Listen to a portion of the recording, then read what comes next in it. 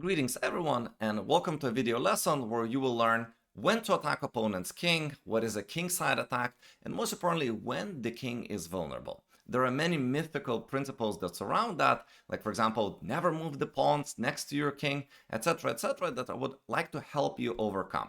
So after this short video lesson, I'm sure that you will be able to evaluate much better when your or opponent's king is safe versus unsafe, and also when should you decide to attack opponent's king, and even you're gonna know when you can push the pawns next to your king. So the first most important thing to understand is that the king is vulnerable when opponent's pieces can come to attack it. So the deciding factor is how many pieces of his compared to how many pieces of yours can come to the vicinity of your king. After all, remember positions where you have almost no pawns next to your king, or the pawn structure near your king is completely shattered and damaged, but opponent's pieces cannot come to check your king. Your king is safe, right? Because there's nothing that coming to pose threats against it. And the first position that I would like to show you today is the position from King's Indian defense, where the black's king doesn't have beautiful intact pawn structure next to it. The pawns have moved very far. As you can see, the pawns are on f4 and g5, whereas for white, pawns are really close. However, all the experts know that it's the black's king in this position that finds himself safe, whereas the white's king is not safe and black's pieces have an attack against the white's king. How come? Well, see, because black has so-called space, their pawns are more advanced, and therefore there's more room for maneuverability behind those pawns for the black pieces, they're able to bring quite a few attackers against the white's king. For example, I can bring the rook to f6 and h6, and I'm already looking in the direction of opponent's king. I could also easily bring the queen, so say I can go queen e8 and queen h5. I can bring one of the knights to h4. And from here, the knight will be touching the surroundings of the white's king. And also the f6 knight can come where it's going to be touching the surrounding squares of the white's king. And also the bishop is looking in the direction of the white's king. So if we give black just a couple of moves, for example, let's say white is doing something like this, I can threaten the checkmate pretty fast with black. White wouldn't be able to do that. And after white plays a move like, for example, h3, we can always very quickly prepare sacrifices. And I can already sack the pawn on h3, the bishop, and black's queen would be able to deliver the mate very soon. Not to say that this position is not guardable. What I'm saying is that black is the one that finds it easy to create mating threats against the white's king. Now, if we're looking at the white's options, how can white bring pieces to attack black's king? There is 0. You simply cannot give a check. You're not able to move the pieces into vicinity of the black king.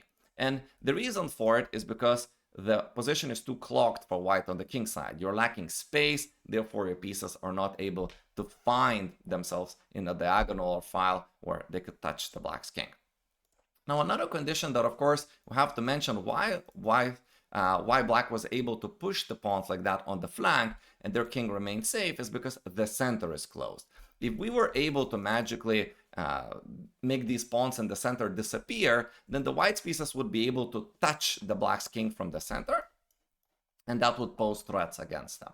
So it's very important to understand that the flank attacks, including the kingside attacks, are almost always only possible if you have stability in the center, if you dominate the middle, or if the center is closed.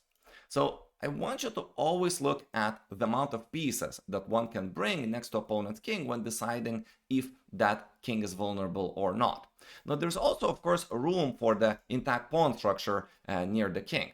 For example, if white had a terrible pawn structure, perhaps black's attack would be much easier. It would be easier for black to come and checkmate the white's king.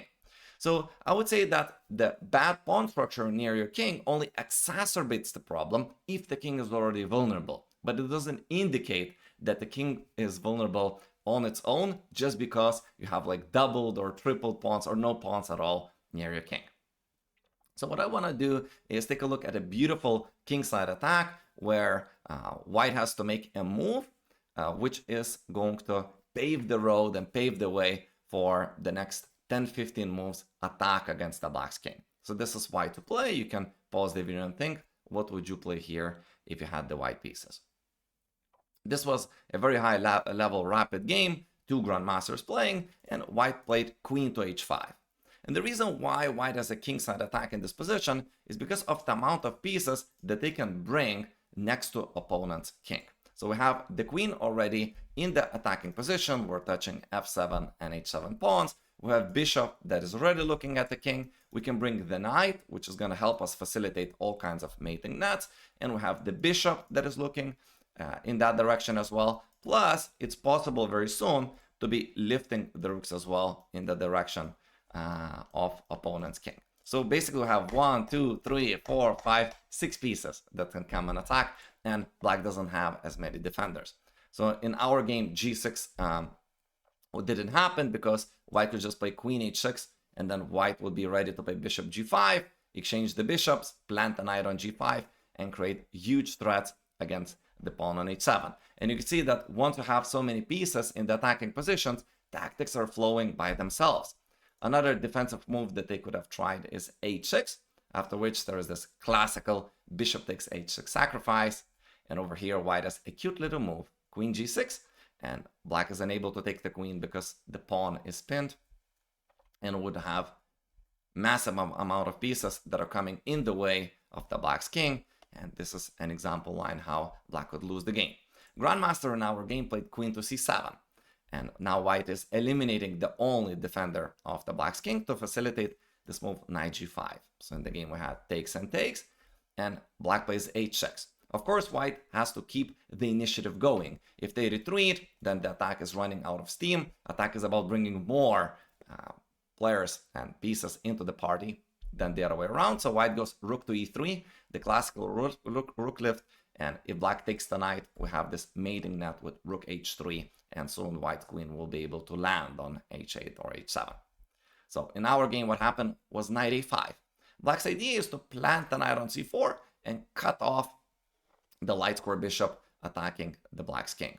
So right at this moment, white plays queen to g6, and once again, black is unable to take the queen because of that same pin. So pretty much black is forced to take the knight. Now we have rook h3. Black is preparing an escape route in case we go queen h7. So white plays very beautiful move, rook to e1, cutting off the escape gates, and the next move is going to be queen h7, queen h8, mate. Because we have so many pieces in position to attack, tactics are flourishing and stemming from that, and you get all of those combinations that you usually solve on, for example, chess.com at the end.